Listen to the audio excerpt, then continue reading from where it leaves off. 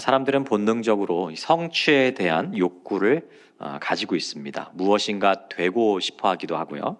또 가지고 싶어 하기도 하고 또 무엇인가를 이루고 싶어 하기도 합니다.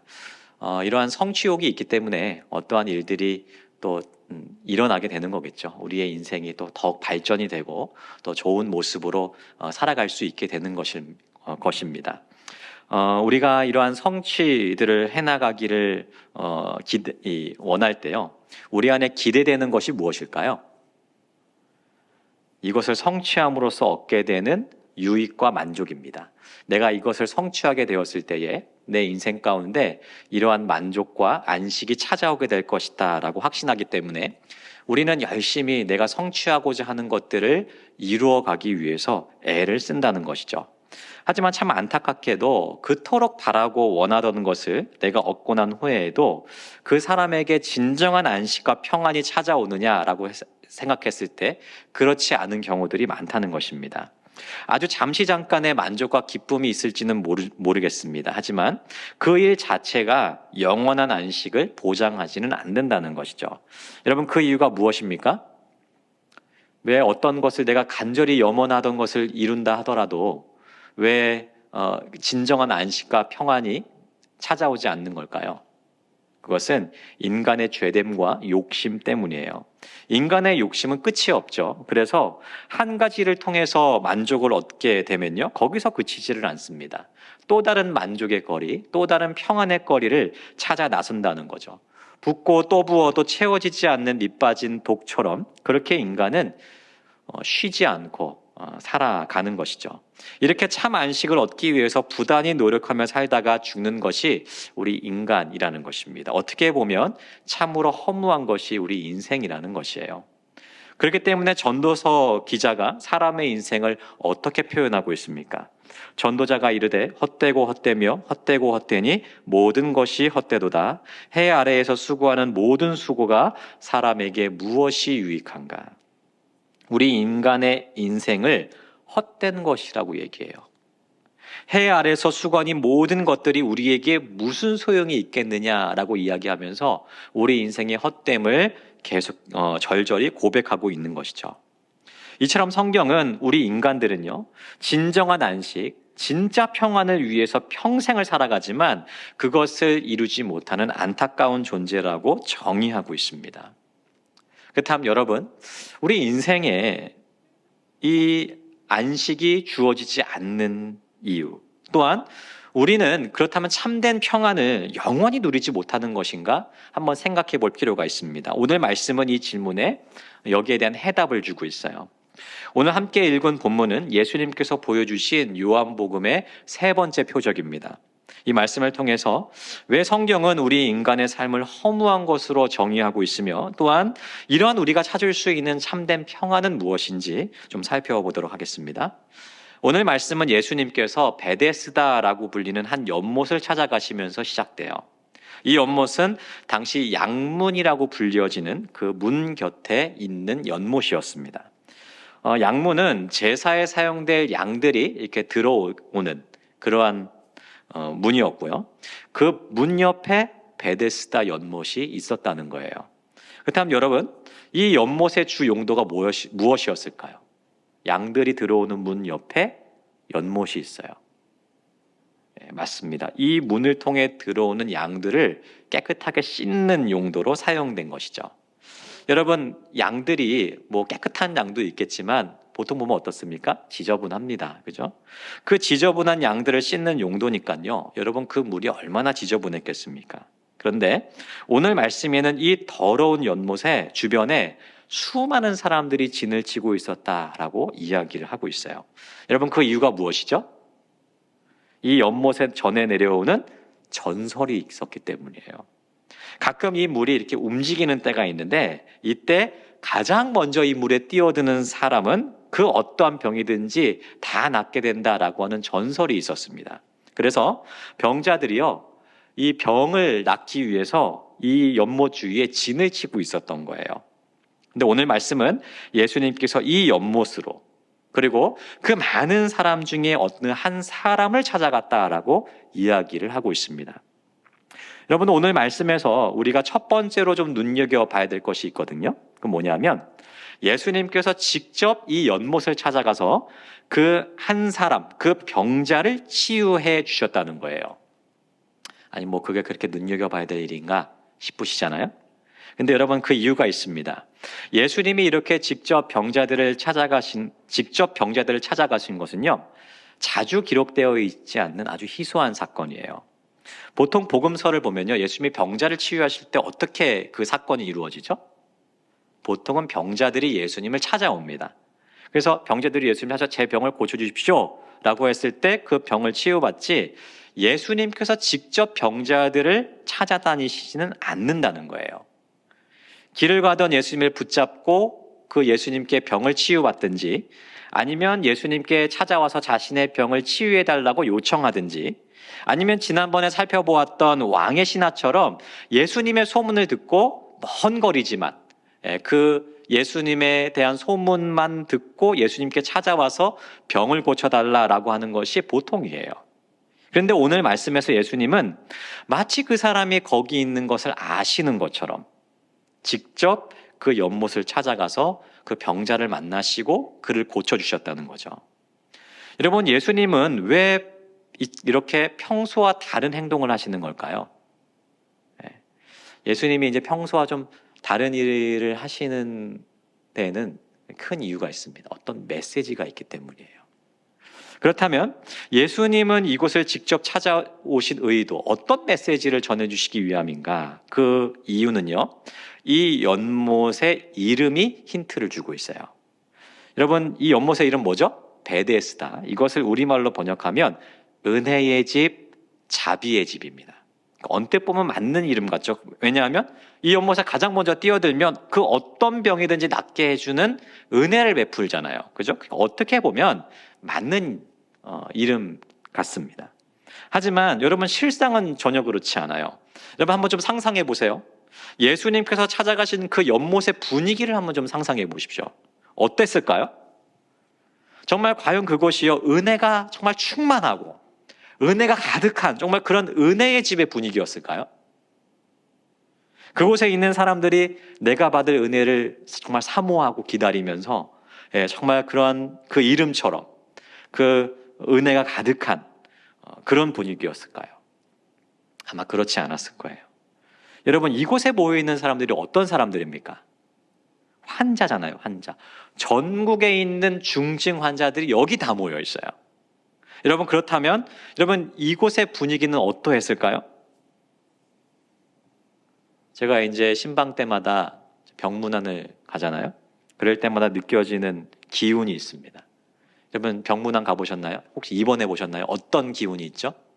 병원을 가면요, 병의 기운이에요. 병의 기운. 병을 얻은 사람들이 가지고 있는 아픔과 슬픔과 상처가 가득 배어 있는 곳이 입원실이잖아요. 여러분, 베데스다 연못에 가득한 분위기, 어떤 분위기였을까요? 그곳에 가득한 분위기는 은혜의 분위기가 아니에요. 병의 기운입니다. 사망의 기운이에요. 병으로 인해서 마음과 육신의 깊은 상처를 입은 사람들이 가득히 모인 병과 사망의 기운이 충만한 곳이 바로 이곳 베데스다 연못이었다는 것이죠.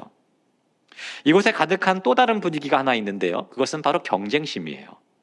이 연못의 전설은요, 여기에 뛰어드는 사람 전부를 고쳐주는 게 아니죠. 여러분, 어떤 거였죠? 이 연못이 고쳐주는 사람 누구죠? 가장 먼저 뛰어드는 사람. 그러니까 여러분, 한순간이라도 늦으면 안 돼요. 0.01초라도 늦으면 땡이에요. 그러니까 10년을 기다렸건 20년을 기다렸건 30년을 기다렸건 제일 먼저 들어가야 됩니다. 조금이라도 늦으면 안 됩니다. 여러분, 그러니까요, 거기에 분위기가 어땠겠습니까? 살벌하죠, 살벌해. 여러분, 화장실이라도 갈 수 있겠습니까? 화장실? 화장실 갔다가 물 움직여버리면 어떻게 해요? 아마 화장실 갔다가 여기 못 뛰어드는 사람 아마 있었을걸요. 그러니까 사람들이요, 물이 언제 움직이나 이것만 보고 있는 거예요. 거기 누워서. 물이 움직이기만 하면 내가 제일 먼저 뛰어들어야지. 내가 살아남아야지. 그래서 이 지긋지긋한 병 빨리 나와서 내가 안식을 누려야지. 이것이 그곳에 있는 사람들의 생각이었어요. 근데 여러분, 사실요, 한번 생각해 보십시오. 그 물에 제일 먼저 뛰어든다고 병이 나았겠습니까? 어디까지나 전설이지 않습니까? 그죠? 그러니까 그들은요, 그 확인되지 않는 카더라 통신, 이거 하나만 붙들고요, 아주 살벌한 경쟁의식을 가지고 그곳에서 진을 치고 있었던 거예요. 사랑하는 여러분, 이곳은 은혜의 집이라는 이름이 붙어진 곳이었어요. 하지만 실상은 전혀 은혜롭지 않은 곳이었습니다. 그 이름과 실체에 굉장한 괴리가 있는 곳이었어요. 내가 너희에게 은혜를 주겠다, 자비를 주겠다, 그렇게 말은 하지만 실상 그곳은 질병과 사망의 기운으로 가득한 곳이었고요. 내가 가장 먼저 뛰어들어서 살아남아야 되겠다라고 하는 살벌한 경쟁심이 가득한 곳이었습니다. 예수님은 이곳을 직접 찾아가셨고요, 38년 된 병자를 치유하여 주셨다는 것이죠. 자, 여러분, 우리는 지금까지 예수님께서 예수님께서 찾아가신 베데스다가 어떤 곳인지를 좀 살펴봤어요. 근데 여기서 한 가지를 더 살펴봐야 될 것이 있습니다. 그것은 예수님께서 이 베데스다 연못을 찾아간 시기예요. 때. 여러분, 예수님께서 베데스다 연못을 찾아가셔서 38년 된 병자를 고치신 때가 언제죠? 1절 한번 읽어보겠습니다. 1절입니다. 그 후에 유대인의 명절이 되어 예수께서 예루살렘에 올라가시니라. 자, 여기는 유대인의 명절이라고 하면 돼 있잖아요. 그런데 9절을 보시면 이 날이 어떤 날인지 정확히 알 수 있습니다. 9절 읽어보겠습니다. 그 사람이 곧 나와서 자리를 들고 걸어가니라. 이 날은 안식일이니. 자, 여러분, 예수님께서 병자를 고치셨던 때가 언제예요? 안식일이에요. 안식일. 예수님께서 안식일에 병자를 고치셨다는 거죠. 근데 오늘 말씀은 예수님께서 안식일에 이 병자를 고치신 이 사건 때문에 아주 큰 일이 벌어졌다라고 이야기를 하죠. 18절 말씀 같이 한번 읽어보겠습니다. 유대인들이 이로 말미암아 더욱 예수를 죽이고자 하니 이는 안식일을 범할 뿐만 아니라 하나님을 자기의 친아버지라 하여 자기를 하나님과 동등으로 삼으심이로라. 자, 예수님께서 안식일에 이 병자를 치유하신 이 사건이요, 점점 발전되고 와전되어서 유대인들이 예수님을 죽이고자 하는 마음까지 품게 만들었어요. 여러분, 안식일이 도대체 어떤 날이기에 이런 일이 벌어진 건가요? 안식일. 여러분, 안식일은 어떤 날이죠? 제일 먼저 생각나는 게 뭡니까? 쉬는 날이죠. 그렇죠. 맞습니다. 우리는 이 날을요, 일하지 않는 날, 쉬는 날 정도로만 생각하고 있어요. 하지만 유대인의 입장에서는요, 전혀 다릅니다. 그들에게 안식일은 그냥 쉬고 노는 날 그 정도가 아니었어요. 아주 큰 의미를 가지고 있었습니다. 물론 종교적인 이유가 있죠. 하나님께서 명령하신 그 종교적인 이유가 있지만 이 안식일은 그들의 민족성을 확립시켜주는 하나의 이데올로기와 같은 것이었어요. 그렇기 때문에 유대인에게 있어서 이 안식일은 절대 범하면 안 되는 그러한 날이었습니다. 그런데 예수님이 이 안식일에 병자를 치유하셨어요. 그러면서 굉장히 민감한 이 문제를 직접 건드리고 계신 거예요. 한번 생각해 봐야죠. 예수님 왜 안식일 날 고치셨을까? 왜? 그죠? 한번 생각해 보세요. 자, 이 병자 몇 년 기다렸어요, 여기서? 38년 기다렸습니다. 하루 늦게 치료해 주시면 안 되나요? 안식일 말고요. 하루 늦게. 38년 1일 차이가 있습니까? 없습니까? 저는 고침받을 수 있다면 39년도 기다리겠어요. 39년이면 다시 또 안식일이구나. 그럼 안 되고. 네. 아무튼, 네. 여러분, 38년 1일 차이가 있습니까? 없습니까? 없습니다. 아니면 하루 일찍 고쳐주시든지. 근데 예수님은, 그럼 예수님이 안식일인지 몰랐던 걸까요? 고쳐놓고 보니까 안식일이야. 아유, 나 몰랐네. 이건가요? 아니란 말이죠. 여러분, 예수님은 베데스다 연못을 아주 의도적으로 찾아가셨죠. 그리고 그 사람을 의도적으로 만나셨습니다. 예수님께서 안식일에 이 사람을 고친 것 역시도요, 의도적으로 하신 일이에요. 일부러 안식일 날 이 사람을 고쳐주신 겁니다. 왜 그럴까요? 여러분, 우리가 보통 안식일을 쉬는 날 정도로만 생각하잖아요. 근데 안식일이 제정된 이유를 그렇게 쉽게 생각해서는 안 됩니다. 안식일이 처음 제정되었을 때 단순히 이 안식일이 일하지 않는 날, 그 정도가 아니라요, 더욱 큰 의미를 가지고 있었어요. 하나님께서 이스라엘에게 안식일을 명하라 하셨을 때 여러분 그 이유가 무엇입니까? 출애굽기 20장 11절 말씀 같이 읽어보겠습니다. 이는 엿새 동안에 나 여호와가 하늘과 땅과 바다와 그 가운데 모든 것을 만들고 일곱째 날에 쉬었음이라. 그러므로 나 여호와가 안식일을 복되게 하여 그날을 거룩하게 하였느니라. 자, 여기서는 예수님이 왜 안식일을 제정하셨다고 말씀하셨어요? 하나님의 창조의 사건을 기념하기 위해서. 자, 신명기 5장 15절 말씀 같이 읽어보겠습니다. 너는 기억하라. 내가 애굽 땅에서 종이 되었더니 내 하나님 여호와가 강한 손과 편팔로 거기서 너를 인도하여 내었나니 그러므로 내 하나님 여호와가 내게 명령하여 안식일을 지키라 하느니라. 자, 여기서는 뭡니까? 왜 지키라 하셨어요? 너희를 구원한 그 구원의 사건을 기념하도록 하기 위해서 안식일을 지키라는 거예요. 자, 하나님께서 안식일을 지키라고 하신 이유 두 가지입니다. 첫 번째는 이 세상을 창조하시고, 두 번째는 우리를 구원하신 하나님을 기념할 뿐만 아니라 예배하고 찬양하도록 하기 위해서. 세상을 창조하신 하나님, 우리를 구원하신 하나님, 그렇게 놀라운 일을 행하신 그 하나님을 경배하고 예배하는 날이 바로 안식일이라는 거예요. 여러분, 그렇게 하나님을 찬양하고 예배하는 가운데 우리 인간들이 누리게 될 것이 뭡니까? 안식과 평안이에요.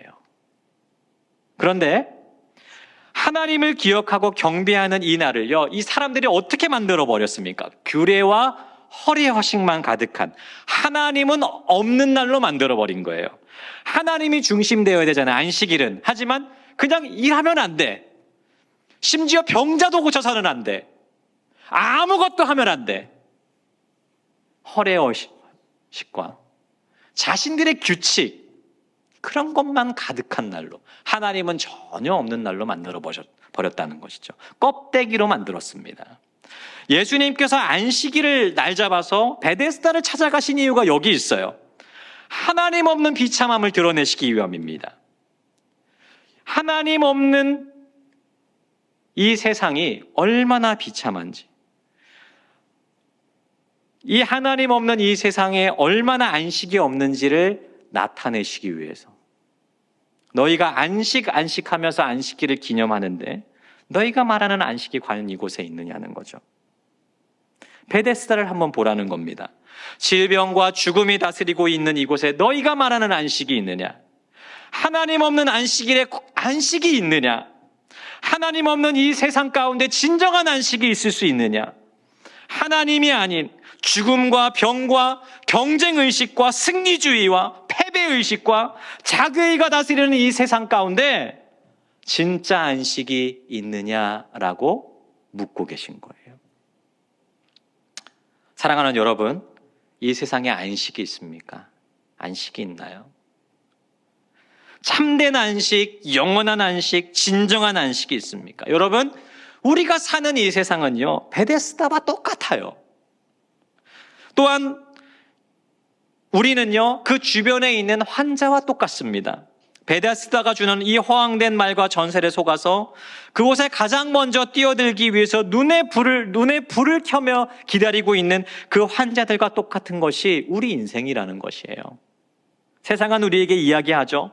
내가 너희에게 안식을 줄 수 있다. 내가 제공하는 이러한 저러한 것들을 네가 가지기만 하면 너희는 참된 안식과 평안을 얻을 수 있다라고 말합니다. 네가 잘 되기만 하면, 내 가족이 아무런 문제 없이 살아갈 수만 있기만 한다면, 너희 자녀가 잘 되고 너희 자손이 잘 되기만 하면, 너희가 돈이 많으면, 내가 안정적이고 좋은 직장을 가질 수만 있다면, 내가 좋은 사람과 결혼할 수만 있다면, 세상의 명예와 권력을 얻을 수만 있다면 등등의 메시지를 우리 가운데 주고 있어요. 네가 가장 먼저 이 세상 속에서 주마 약속하는 것을 가장 먼저 차지할 수만 있다면 너는 참된 평안과 안식을 얻을 수 있겠다. 그 수많은 경쟁에서 승리해서 고지에 가장 먼저 오를 수만 있다면 너는 참된 안식을 얻을 수 있겠다. 이렇게 약속하고 있습니다. 하지만 여러분, 우리가 그러한 것들을 손에 넣으면 다른 사람들과 그 치열한 경쟁을 통해서 내가 그 사람들을 다 밟고 올라서서 세상이 주겠다라고 하는 그것을 내가 손에만 얻게 된다면, 여러분, 그 안식이 우리 가운데 주어집니까? 목사님 안 가져봐서 모르겠는데요. 잠시 잠깐의 만족과 승리감과 평안이 우리 가운데 있을지는 모르겠죠. 하지만 영원한 안식이 우리 가운데 주어지지는 않아요. 그렇지 않다는 사실을요, 우리 너무나도 잘 알고 있습니다. 세상은 우리에게 안식을 줄 수 없습니다. 세상에 수많은 사람들이 그것을 증명하고 있어요. 우리가 살아가다 보면 내가 저 사람 정도만 됐으면 좋겠다 싶은 사람들이 있습니까? 없습니까? 있습니다. 저 사람 정도만 돼도 아무런 걱정과 염려 없이 살 수 있겠다 싶은 사람들이 우리 주변에 있죠. 하지만 여러분, 우리가 그 사람의 내밀한 부분까지 들여다보면 어떻습니까? 그 사람도 내가 알지 못하는 그러한 고민과 걱정과 아픔들을 다 갖고 살더라는 거예요. 그 누가 보더라도 부럽다 느낄 사람들이요, 때로는 스스로 목숨을 끊습니다. 여러분, 세상이 주겠다 약속하는 그 안식과 은혜가 거짓이라고 판명되는 순간들을 우리는 너무나도 많이 보면서 살아가고 있어요. 베데스다가 사람들에게 거짓말을 했던 것처럼 지금 이 세상도 우리에게 똑같은 거짓말을 하고 세상의 수많은 사람들을 속이고 있다는 것이에요. 여러분, 우리 인간들은 베데스다에 진치고 있는 병자들처럼, 환자들처럼 세상이 주겠다라고 약속하는 거짓 치유와 은혜를 바라보며 살아가는 영적인 병자들이라는 겁니다. 사랑하는 여러분, 이 세 번째 표적을 통해서 예수님께서 우리에게 보여주시는 것은 아주 확실해요. 세상에는 은혜가 없다는 거예요.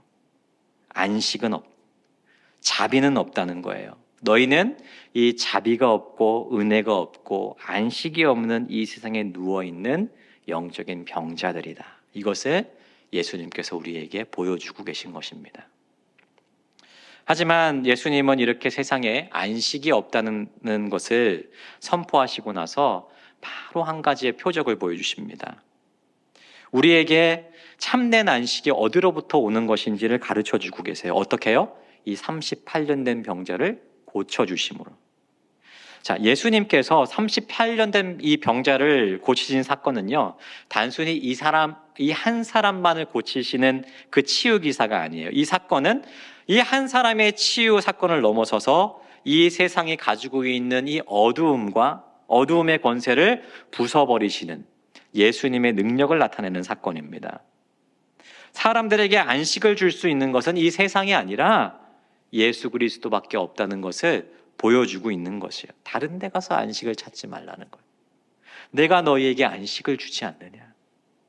예수님은 자신의 권세로 이 안식이 없는 베데스다를, 그리고 이 세상을 박살내주고 계시는 것이죠. 어떻게 해요? 세 가지를 통해서 보여주고 계십니다. 자, 여러분, 먼저 예수님께서 이 병자를 바라보시면서 무엇이라고 말씀하십니까? 6절 같이 읽어보겠습니다. 6절. 자, 예수께서 그 누운 것을 보시고 병이 벌써 오래된 줄 아시고 이르시되 내가 낫고자 하느냐.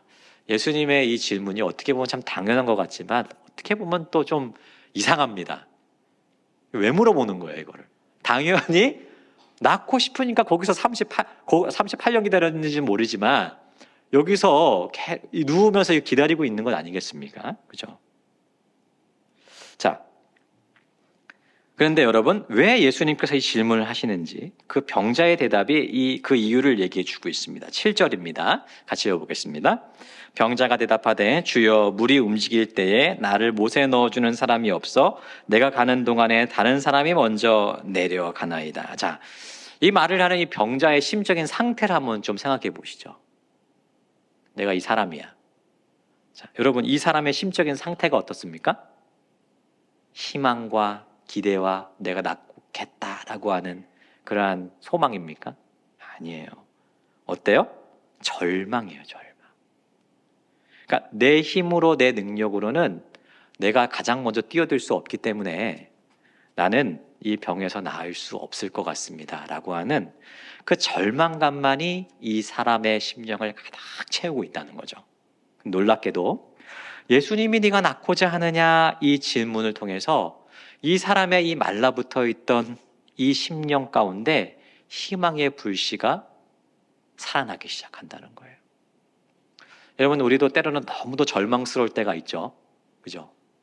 너무 절망스러워서 내가 이 절망스러운 순간으로부터 벗어날 수 있겠다라고 하는 그 기대와 소망이 전혀 없는 그러한 때를 우리가 맞이하기도 합니다. 그죠? 근데 여러분, 그렇게 메말라 붙어 있는 우리의 심령을 주님께서 깨워주신다는 거예요. 우리 안에 계신 성령께서 이 메말라 붙어 있는 우리의 심령 가운데 새로운 생명과 소망을 불러일으켜 주시고, 내가 이 어두운 순간에서, 이 낭망된 순간에서, 이 좌절된 순간에서 주님의 능력을 통하여서 회복되고 나을 수 있겠다라고 하는 그 기대와 소망감을 우리 가운데 불러일으켜 주신다는 것입니다. 자, 그리고 나서 예수님은 이 병자를 향해서 아주 위대한 말씀을 하시죠. 예수께서 이르시되 일어나 내 자리를 들고 걸어가라 하시니, 예수님은요 한마디의 말씀으로 이 사람을 살려놓고 계세요. 여러분, 이것이 보여주는 것이 무엇입니까? 예수님의 말씀의 능력이 얼마나 능력 있고 위대한지를 보여주고 있는 것이에요. 이 세상의 질서를 완전히 박살내버리고 내 안에 있는 절망감과 낙담의 이 심령을 예수님께서 말씀으로 완전히 박살내 주시고, 오히려 우리의 이 죽은 영혼을 완전히 살리시는 그러한 말씀의 능력을 예수님께서 보여주고 계시는 것이에요. 여러분, 우리가 말씀을 들을 때요, 우리에게 벌어지는 일이 무엇입니까?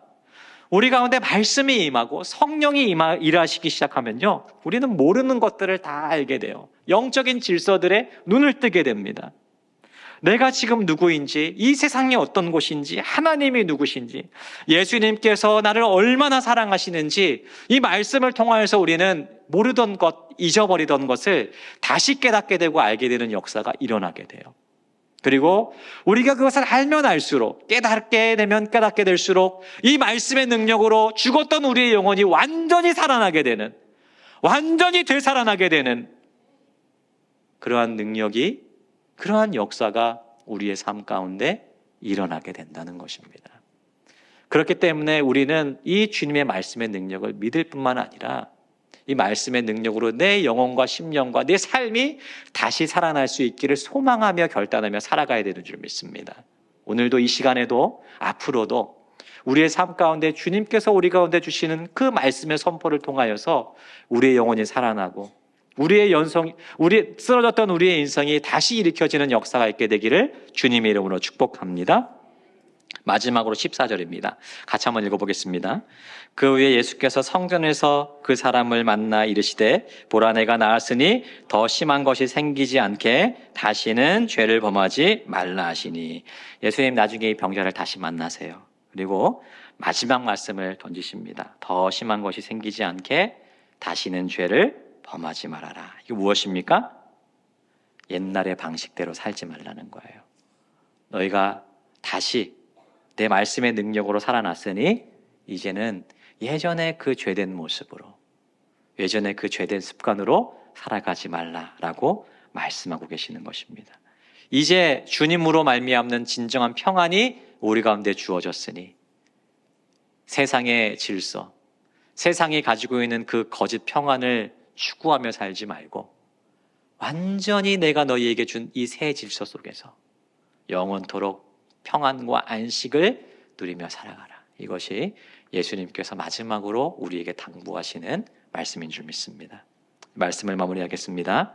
사랑하는 여러분, 우리에게는 예수님으로 말미암는 진정한 안식과 평안이 있습니까? 네, 아멘이 크지 않아요. 그러니까 이제 많이 추우셔서 이제 위축되셔서 그렇잖아요. 그죠? 네, 맞습니다. 진정한 안식과 평안이 우리 가운데 주어졌다 우리가 믿으면서도 때로는 우리 인생 가운데 찾아오는 여러 가지 상황과 환경으로 인해서 이것을 잊어버리며 사는 순간들도 참 많을 것이라 생각합니다. 하지만 너무나도 감사한 것은 그러한 순간이라 할지라도 우리 주님은 여전히 우리를 버리지 않으시고 우리의 심령 가운데 역사하셔서 말씀하셔서 정말 주님께서 주시는 그 참된 안식과 평안으로 다시 우리를 초청해 주신다는 사실, 그것이 우리에게 주님 앞에 감사해야 될 감사의 제목인 줄 믿습니다. 그래서 이미 주님의 은혜 가운데서 안식을 누리고 계시는 분이 계시다면 그 안식과 평안 가운데서 감사를 누리시기를 바랍니다. 아니면 내가 그 안식과 평안을 잊어버렸다, 다 잊은 채 살아가고 있다라고 하시는 분이 이 자리에 계시다면 오늘 이 말씀을 통하여서 예수님으로 말미암는 참된 안식과 평안을 되찾는 우리 모두가 되었으면 좋겠습니다. 그래서 세상에 줄 수 없는 참된 안식과 평안을 온전히 누리면서 살아갈 수 있는 저와 여러분 다 되시기를 주님의 이름으로 축복합니다.